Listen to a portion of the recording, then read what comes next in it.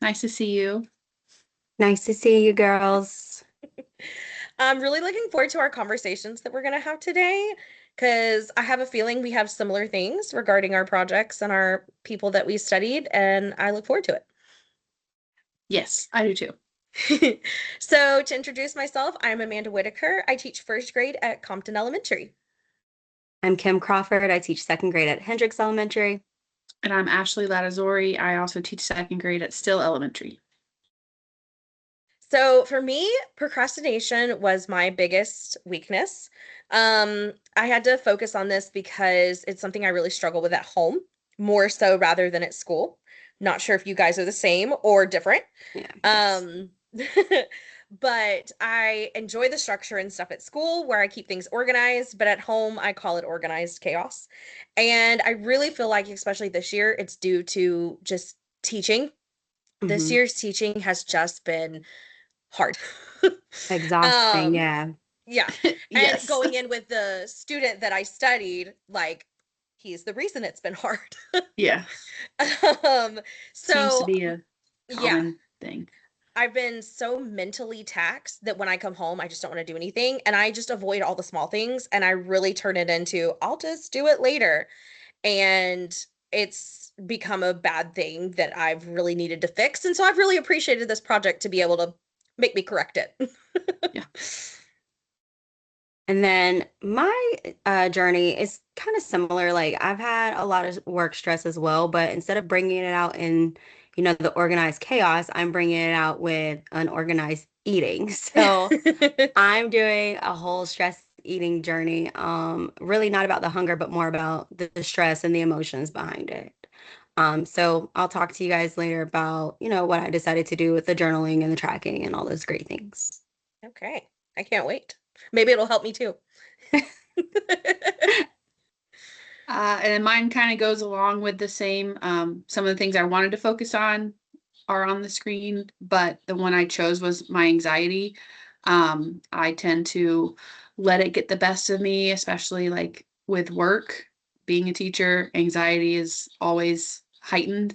And then also at home with my health and my relationships and stuff. So, like Kimberly said, I will also talk about what I have done to kind of help lower my anxiety.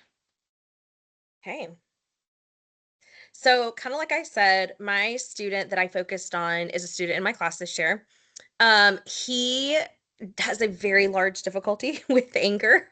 And it's silly, but like the picture of anger from inside out there, like that kind of is my day to day with him. He goes very quickly from 0 to 100. Um, Sometimes I can figure out ways to kind of stop him, and bring him back down. But other times it's just instant anger. It's a lot when he's told no, which I get at first grade is a hard thing to hear. Got one in second um, grade that's the same way. right. And then a lot of like, so I try to reframe the no to like, not right now, or yes, we can do that in a little bit, like trying to reframe it from just a no to help, but it helps sometimes. So something that he and I started to help with his self-regulation is giving structured choices. Now, obviously, he's in first grade. I know you guys know that. Like, they can't have a lot of structured choices, but they can have some. Like, I'm sorry to say we have to do math and math. As hard as that is, we have to do math and math. But giving him some, support, so like structure choices has been a little beneficial. I showed him lots of calm down strategies. And honestly, giving him calm down strategies reminds me to have calm down strategies. So that's kind of been a nice little, thing between the two of us. And then just consistent routines with positive reinforcement. Just, every little thing reinforcing the positive, hoping to help like curb the anger. Mhm. And then my other development journey was very similar. She had some behavior problems, but her thing is that she's in eighth grade. So not a first grader, but an eighth grader. Mm, She was showing some very disrespectful behaviors towards her parents of like frustration, emotional outbursts, the typical girl rolling her eyes.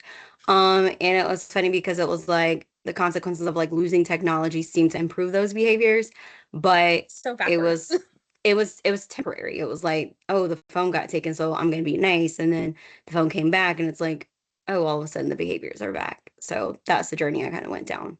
Mm. And then my other development journey was a family friend of mine. She's in early adulthood, so she's 27. And the last 10 years, she's kind of struggled with addiction and in and out of rehab. Um, Difficulty recognizing like who she is. And so some things that, I'm going to talk about later, just what I did to kind of help her because this last year has been the hardest one for her. But she's shown the most growth in the last year as well. So really excited to talk about, kind of what I did. And, I'd like to think that it helped, get her to where she is now. So I know that I'm pretty sure we have similar like theorists and what they went through. And it was really helpful diving in to these theorists because it really helped me understand the why. Because sometimes I Mhm. have a difficulty with that because I think, they're in my class, they should listen. But Yeah. that's not all kids. And you would No. think in my years of teaching, I would have learned that by now. But I really diving in has helped me to like, okay, here's the reason. It's not the excuse, for the Yeah. behavior, but it's the reason behind the behavior. And Hmm. so with Vygotsky, like talking about how learning develops through support. So giving him those structures and routines and things like that for myself, a checklist, of when I get home, something small, manageable that I can do that's not overwhelming when I'm already feeling overwhelmed. And then with Bandura, how the behaviors learn through the environment and reinforcement. At school, I stay pretty consistent with him. He's not getting quite that consistency at home even though mom is trying. And so there's not quite consistency across the board. So maybe, maybe with consistency to second grade, because I know who his second grade teacher is going to be. And she's very much like me in behavior management. Maybe that consistency will continue. You know Yeah. what I mean? Yeah, that's always the Um, hardest is like continuing it at home. right. That's yeah. Yeah, and his parents have very different parenting styles. And so mom is Uh-oh. on board with what Yeah. we want to do. Dad is not. Dad's very like old school, of like discipline. And Hmm. so, but mom's like, I'll do whatever you want me to, which I appreciate, you know, because it's gonna keep taking all of us to do it together. And then which leading into Erickson, talk about how it continues from childhood into adulthood. Maybe with these skills and strategies that I'm teaching him and working through him, you know, it will help him as he grows so that he's not like this anger, when he's an adult. And then same with me, I may be an adult, but old dogs can learn new tricks. you, you know, Yeah. it's just retraining my brain, making it a habit to come home, walk my dog, put the dishes up, or whatever. And just little things to help me continue to grow because my procrastination just gets worse. And when I'm the only one who lives here, it doesn't bother me as much, Yeah. so that's something I really enjoyed learning from the theorists. For me, I had also Bandura's learning theory, because I know that my environment kind of affects my eating habits, especially at work. So I had to, throughout these last couple weeks, learn how to change my environment. And then Piaget's post-formal thought, just being more reflective and being more like intentional about what I'm eating and when I'm eating it. Like if I know I'm gonna go to a staff meeting or a data meeting, then I know there's going to be candy there. So I might as well just either take my own healthy snack or avoid snacks altogether. And then because I am also a mom, I looked at Erickson's generativity theory and just making sure that I'm modeling those a Mm. proper eating habits because my kids see me eating those sweets first thing in the morning. And so I can't tell them no if I'm doing the same thing. I just can't say no. And then I'm like reaching towards it first thing at 7 a.m. Yep. And then for my other theoretical development, I use Piaget's formal operational thinking because teenagers, they can think outside the box, but sometimes it's very inconsistent. They're not always thinking about uh, maybe like the consequences or the outcomes in those emotional moments. Mm, And so it's very inconsistent. And then we also know that Erickson's identity stage really stood out because she's trying to figure out who she is and exploring as a teenager. They're in groups, they're deciding, do I want to be part of this clique? Do I want to be a part of this clique? And why not? And then also learning that behavior is linked to developmental stages. It's not necessarily discipline that's going to fix it. And so that goes back to you, Amanda, with your kid. Like the parents are going to have to understand that mhm, these behaviors come in stages and it's going mhm. to be something that has to be mastered and learned over time and not necessarily the discipline that comes behind it that's going to fix it. Yeah, Mhm. and like one thing with mine, like talking to mom, we talked about, M&Ms right now work for him. Hmm. It may not work in a few weeks. Right. Right. Stickers, he's not a huge sticker person, but when he found out I was sending stickers home with mom to use as rewards at home, he got all excited. So it's like, with your girl being older, she understands those things. So it's like one thing, I feel like teenagers might be a little harder to parent because you do one thing works one day and may not work the other because they're learning. They Right. Yeah. they get Right. it. I feel like it's a longer process. I don't know. Yeah, totally. I could see that. And then for my self-development, I looked at two. The cognitive theory, it just kind of talks about how our thoughts influence our emotions and behaviors. So my anxiety is from a long time of my thinking patterns throughout my life. Like a lot of my anxiety is about health. And so like I got hit in the eye with a baseball my junior year of high school and went through a lot of surgeries. And so I'm always constantly like worried that I'm going to have to go back in and, have another eye surgery. Or growing up in Florida, I'm in the sun a lot. Every time I go to the dermatologist, every spot she cuts off, I assume the worst. So just kind of retraining the way I think with my anxiety and not assuming the worst. And then Erickson's theory of intimacy versus isolation. Earlier in my 20s, I went through a sudden divorce, like kind of out of nowhere. So my sense of trust and emotional security was affected with that. Now that I'm 35, in a new relationship, happily married, um, just always assuming the worst and not kind of thinking about, what the life I was going to have early in my 20s, Yeah. fear that I wasn't going to get Mhm, it, but now that I have it, now that now my anxiety has switched to fear of losing what I have. mm. So both of these theories kind of help me understand that my anxiety is part of my development and all of my experiences throughout my life, and how it kind of shapes and changes my anxiety day to day.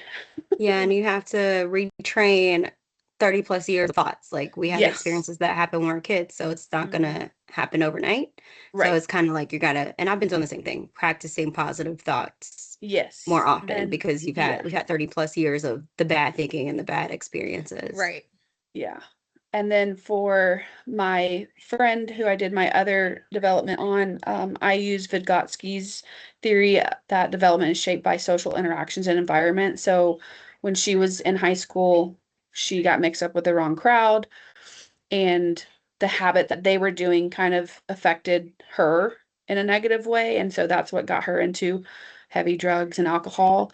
Um, and then I also looked at Bandura's social learning theory, which is that our behaviors learn through observation and reinforcement. So the constant drug use and alcohol use that she was seeing to help her friend group solve their problems was affecting her negatively. And for the last 10 years, she kind of struggled with that in and out of rehab. In the very beginning, I kind of talked about how she learned unhealthy behaviors from her environment. And then now that she's been in rehab for a year, she's learning to deal with the struggles in a healthier way Mm. and surrounded by positive people and like a different social group. Um, and these theories kind of allowed me to understand how powerful, like who we surround ourselves with impacts us every day. Um, and it shapes our behavior, who we're around in our environment. So Mm-hmm. I tell my kids all the time at school, I'm like, you become who you hang out with, yeah. even though you're in first grade, your behavior starts to become modeled by who you're around. Well, and like Nice. other people start to realize like, hey, I may not want to hang out with that person because they're hanging out with Hmm. these people. Right. Yeah, Yeah. Even my second graders are like, I don't want to play with you today because you're playing with so and so, and they Right. know how that student is. Right. Yeah. absolutely. So I mean, I had a lot of growth insights over this. It was really eye-opening. So I was appreciative of that. The biggest thing I had to undo in my mind was that my procrastination was not about being lazy because, I would kick myself for, "Oh, I didn't do the dishes tonight." And I'm like, that's because I'm so tired. Taking instead of being hard on myself, realizing it's about my energy and how the emotional toll that I went through that day at school, Hmm. and realizing that it's okay, we are human. Yeah, Um, and then creating that checklist and seeing it over several weeks' time was really eye-opening to be able to be like, oh, I was really productive this week, or this week was really rough at school and I only did one of my checklist, things yeah, or whatever. So that was really good. And then also it was just eye-opening for my students, like giving myself grace, being able to give my student grace, like talking about how his behavior is developmental. Like I said, his home life is not, top notch. It's not the worst. Could Yeah. be better, and knowing that these skills that hopefully myself, his mom, our behavioralist at school, his classmates, they're yeah, going to ingrain in him are going to take time. And hopefully as he continues, I can't wait to see what he does, when Yeah. he gets older because he's so smart and he can be so kind. It's just the anger takes over and everything goes away. So just yeah, supporting him and loving him, throughout everything is the best thing for him. And I told him, I said, no matter what you do, I'm still going to love you. You can break Yeah. my stuff and I will still love you, knowing Hmm. that, yeah, I may be upset my stuff got broke, but I still love him, Yeah. despite that.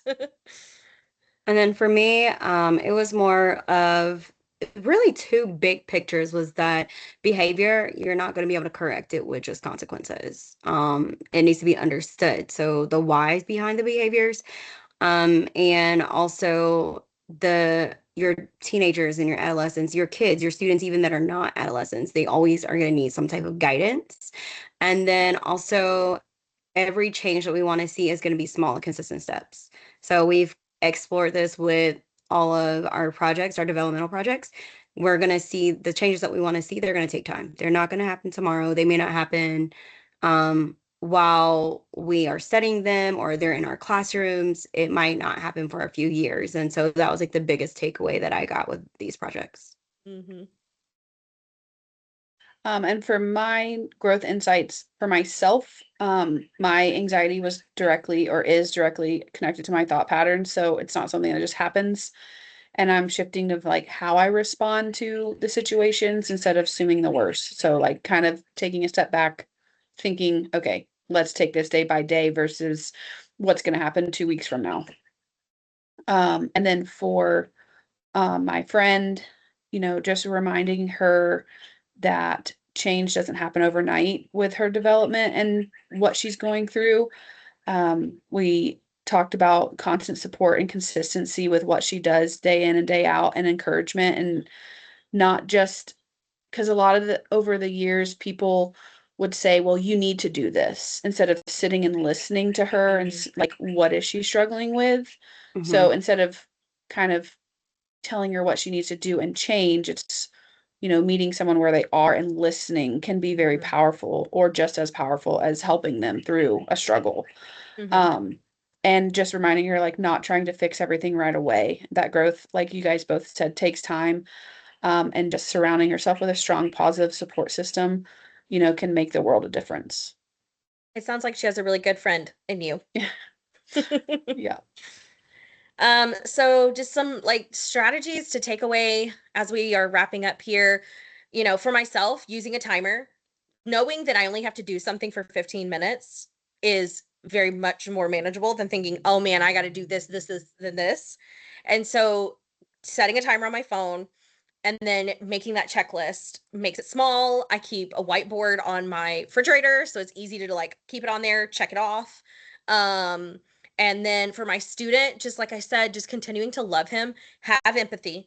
Like it's, it's the reasons why he's doing something, but it's not the excuse. So like just continue to plant and grow and help him to continue to just do better. I tell the Mhm. kids every day is a new day. And every day we can do a baby step better than we did yesterday. Because, Yeah. taking a big step sounds overwhelming, but taking baby steps is not so bad. Yeah. Yeah. And then for myself, I started using the Lose It app to track my food, so I'm more I love aware that and app. intentional of I what need I'm to look into eating. it. You got to try it. It's amazing. And then I'm also journaling for stress and reflections. And then I also am just making sure that I've corrected my environment. I don't go filling my school fridge with any more Reese's and chocolates. I now have like yogurt and protein shakes. And then for my student, I decided to make sure that she started incorporating journaling as well.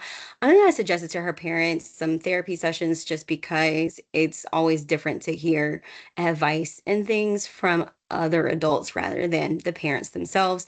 And Hmm. then structured peer groups, where she can go to her church group with other adolescents that are also having like some similar things and patterns of areas of growth, but in an environment that she's most comfortable with.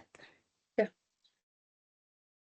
And then for myself, my managing my anxiety, I just have to remind myself that it takes effort and consistency. So I also have started journaling this year, the negative and positive. Now that, the last couple of weeks, I've kind of incorporated more positive things that have happened in the day versus negative.